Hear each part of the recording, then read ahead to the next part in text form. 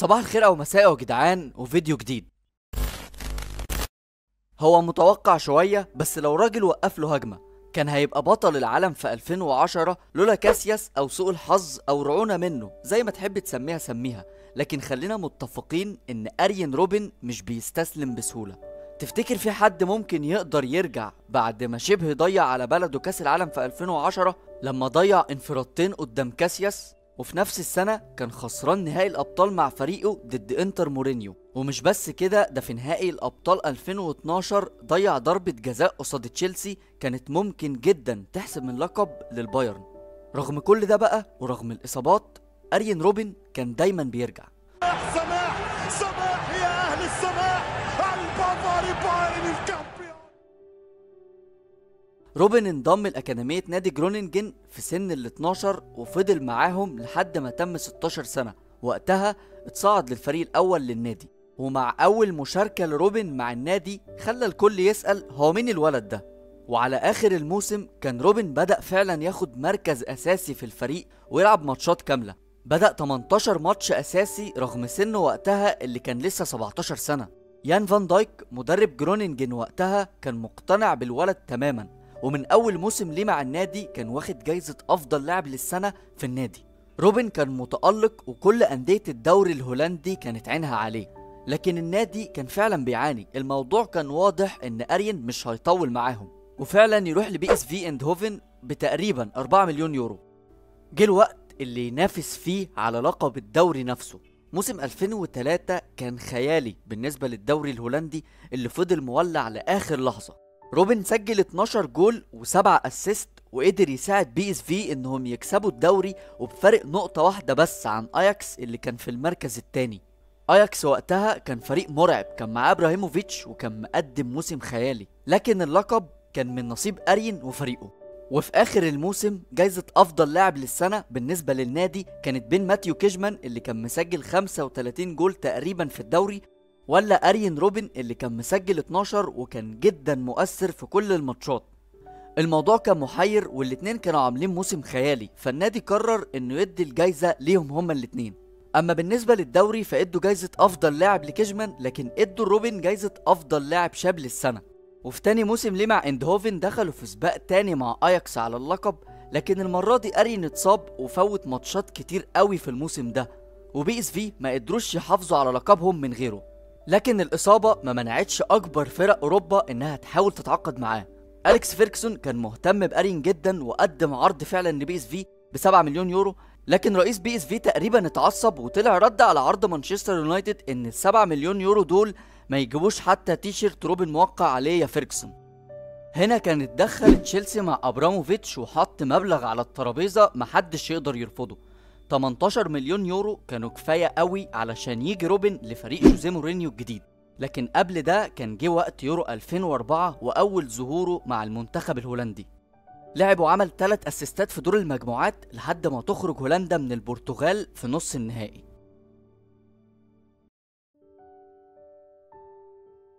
أول موسم وأول جولة تحضيرية لروبن في لندن ما كانتش أفضل حاجة خالص، لأنه اتصاب في ماتش ودي قصاد روما وغاب حبة حلوين لحد ما رجع في آخر شهر ديسمبر علشان يسجل أول جول ليه في البريمير ليج على إيفرتون. وما وقفش هنا، هو سجل في أول 4 ماتشاته اللي بدأهم عموما، وبسبب الأداء العظيم ده قدر ياخد جايزة أفضل لاعب في الشهر من البريمير ليج بسهولة.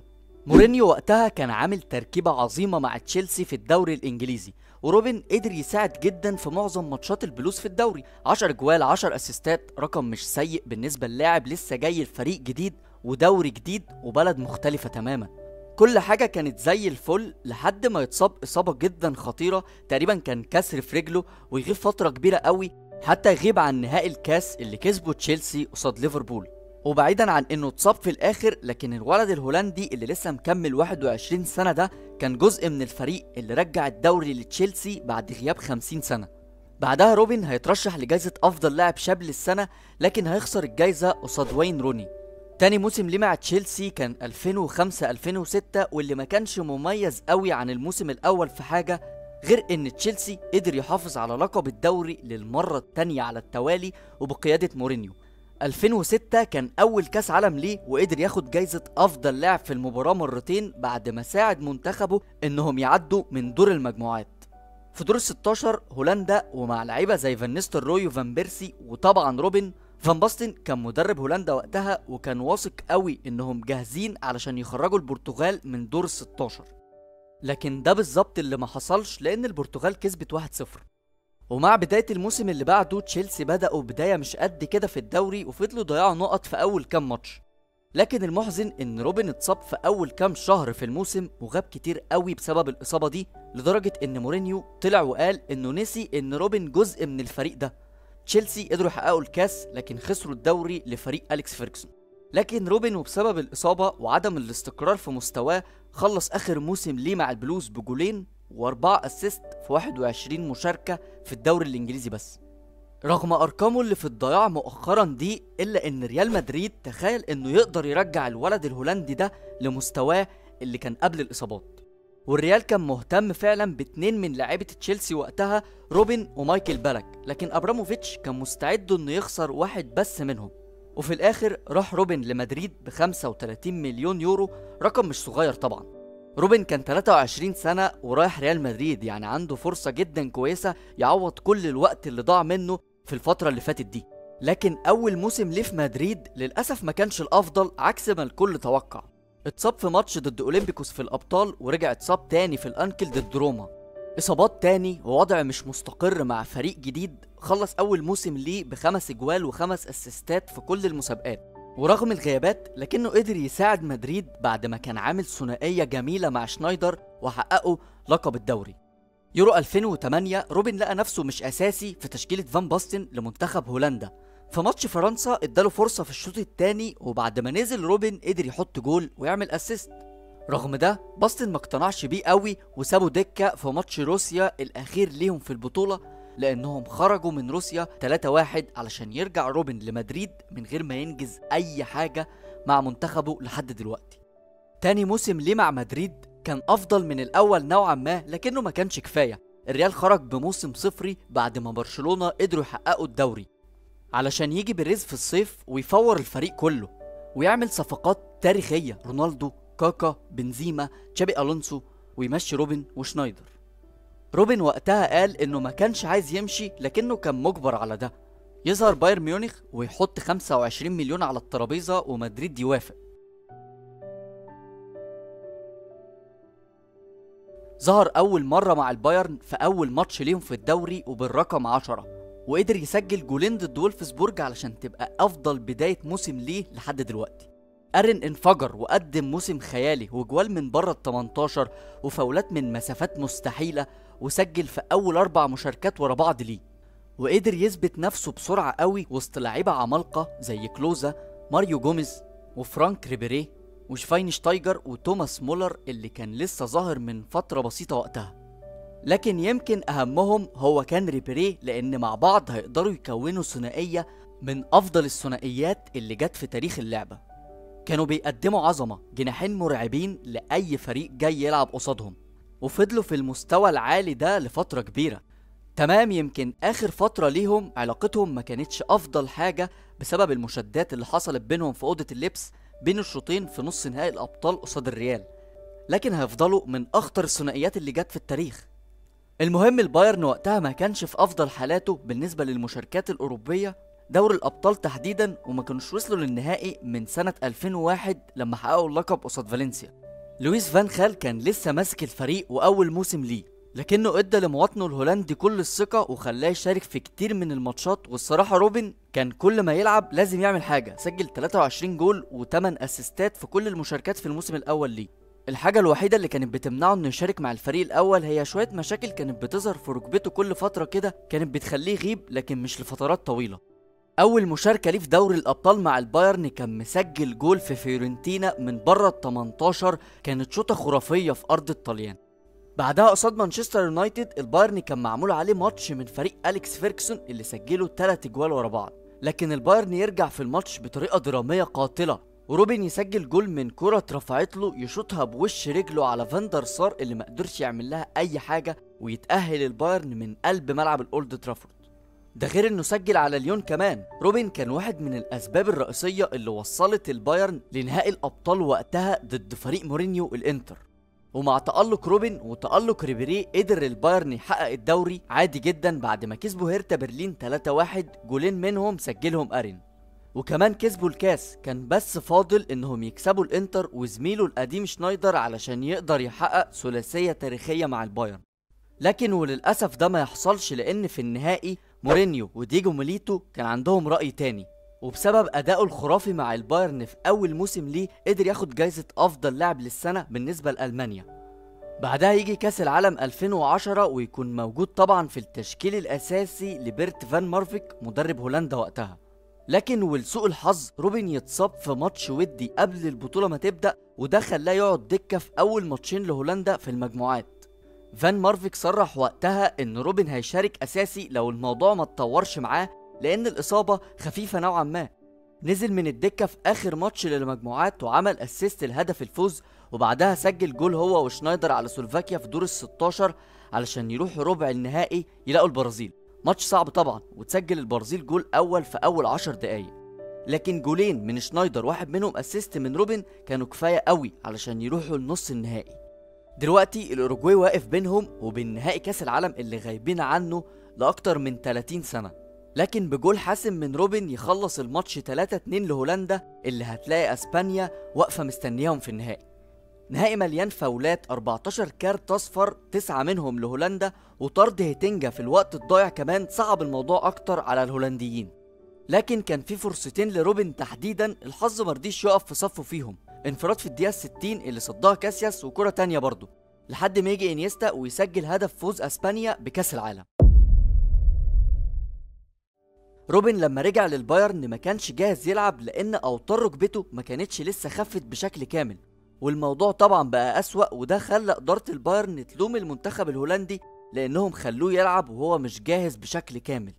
غاب طبعا كتير علشان يتعافى بسبب الإصابة دي، والغياب ده خلاه يخسر مركز كويس في البالون دور. المهم بعد ما خف تماما من الإصابة دي ورجع قدر ينقذ البايرن من فترة صعبة كانوا بيمروا بيها. الفريق كان في المركز الخامس في الدوري. روبن رجع لعب 18 ماتش، سجل 13 جول وعمل 13 اسيست، أرقام عظيمة حقيقي، علشان يخلص البايرن في المركز الثالث في الدوري ويلحقوا مكان في الابطال للموسم اللي جاي، لانهم في الموسم ده خرجوا من الدور ال16. موسم 2011-2012 اتصاب تاني، وقتها الجماهير كلها كانت بتصيح عليه ومسمينه الراجل الزجاجي، لكن لما رجع كان جدا مؤثر مع البايرن في دوري الابطال تحديدا. دور ال16 البايرن سحق بازل 7-0، وياخد بعدها مارسيليا رايح جاي 2-0 في 2-0 علشان يوصل لريال مدريد في نص النهائي. الماتشين يخلصوا 2-1 هنا وهناك بعد ما سجل روبن من نقطة الجزاء في مدريد علشان يروح الفرقتين لضربات الجزاء. راموس يطيرها في الجو والبايرن يروح للنهائي علشان يلاقوا تشيلسي ودروجبا مستنيينهم. بعد ماتش نهائي جدا درامي، وبعد ما مولر سجل الجول الأول يجي دروجبا يتعادل، روبن يضيع ضربة جزاء كانت ممكن جدا تخلص الموضوع كله، لكن في الآخر البايرن هيلاقي نفسه في المركز الثاني في كل حاجة. بص بقى من اللحظة دي أرين والبايرن كله هينفجر. عايزك تجهز لأرقام فوق العظمة وأداء خيالي. روبن شارك في 31 ماتش، كسبوا منهم 29 وخسروا ماتشين بس، 13 جول و13 اسيست. وفي الدوري البايرن كان طاير عن دورتموند اللي في المركز الثاني بفرق 25 نقطة. وفي كاس ألمانيا ما خسروش ولا ماتش وقدروا يسجلوا 18 جول، وكمان قدروا ياخدوا السوبر. في الأبطال بقى خسارة واحدة بس قصاد أرسنال، لكنهم اتأهلوا بسبب أفضلية الأهداف بره أرضهم بعد ما خلص الماتشين تعادل 3-3، وكسبوا اليوفي وبعدها برشلونة بالسبعة. وروبن كان مسجل جولين علشان يروح البايرن للنهائي ويلاقي دورتموند اللي خرج الريال من نص النهائي. ماتش درامي، روبن يعمل اسيست لماتزوكيتش اللي يسجل الجول الأول للبايرن، بعدها دانتي وبغلطة كارثية يدي ضربة جزاء يسجلها جندوجان، والماتش يفضل تعادل لآخر دقيقة. بواتينج بيرفع كورة بيستلمها فرانك ريبيري وبالكعب بيبصيها لروبن اللي بيحط هدف الفوز بالبطولة أخيرا. كما شاءت، ولكن من شاء والثاني والجول قل لهم من شاء، قل لهم الكل، قل لهم أنا أري الرهبان الصاروخ. سماح سماح سماح سماح يا أهل السماح. البافاري بايرن الكامبيون. يروح البافاري لكاس العالم وطبعا يكسبوا بسهولة، وبعدها يجي كاس السوبر الأوروبي ويلاقوا تشيلسي هناك تاني. بيب كان ماسك البايرن ومورينيو كان لسه في تشيلسي. الماتش ده كان مش طبيعي، تشيلسي يسجل الأول والبايرن يتعادل، يجي هازارد يسجل الجول التاني لتشيلسي في الوقت الإضافي، وطبعا مورينيو هنا يفضل راكن الأتوبيس ورا. بيتر تشيك كان عامل ماتش خيالي، الراجل كان بيشيل كل حاجة بجد مش طبيعي، لحد ما تيجي الدقيقة 121 آخر ثانية في الوقت بدل الضايع، ويسجل خافي مارتينيز جول التعادل اللي هيودي البايرن لضربات الجزاء علشان يحققوا السوبر الأوروبي بسيناريو درامي عظيم. الموسم اللي بعده ما كانش موسم انتكاسة ولا حاجة، لأ خالص، الراجل كان عامل موسم عظيم تاني وسجل 21 جول وعمل 17 اسيست. حتى في دوري الأبطال روبن كان جدا مؤثر، قدر يشارك على الأقل في صناعة جولين في كل ماتش لحد نص النهائي باستثناء أرسنال. بس مين يعرف كان ممكن البايرن يعمل ايه لو ما كانش خسر من الريال 5 وخرج من البطولة. لكن وكالعادة قدروا يكسبوا الكاس والدوري في ألمانيا علشان بعدها روبن يبقى جاهز يروح يلعب في البرازيل وكاس عالم 2014. روبن يبدأ كاس العالم ب3 جوال وأسيست في دور المجموعات بعد ما دمروا أسبانيا بال5-1. يروح الهولندي مع منتخب دور ال16 بعد ما تصدروا مجموعتهم، ويقابلوا المكسيك يكسبوهم 2-1 ويعدوا من كوستاريكا بضربات الجزاء علشان يلاقي ميسي والأرجنتين في نص النهائي، وتوصل الأرجنتين للنهائي بعد ما يكسبوا بضربات الجزاء. يلعب ماتش أخير في البطولة مع البرازيل اللي شايل 7 من ألمانيا على المركز الثالث، ويقدروا يكسبوا فريق برازيلي جدا جدا متهلهل علشان ياخد روبن المركز الرابع في ترتيب البالون دور للسنة، وده كان أفضل مركز وصل له الهولندي بالنسبة للجائزة دي.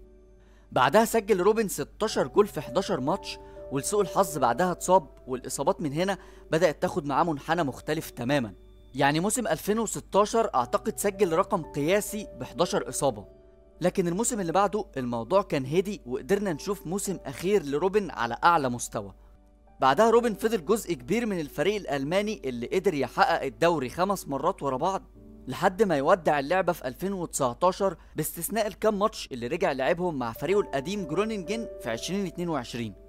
روبن كان واحد من أفضل الأجنحة اللي جت في تاريخ اللعبة، ده مفيش شك فيه. سرعته الخارقة، الدريبلينج، وطبعا الشوطة اللي من بره ال18.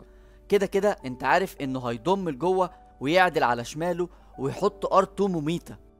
كان كابوس لأي مدافع هيقابله حتى لو كنت عارف هو هيعمل ايه. بس كده دي كانت كل حاجة بالنسبة لروبن. هستنى آرائكم تحت طبعا، لايك في ايدك وانت خارج. سلام.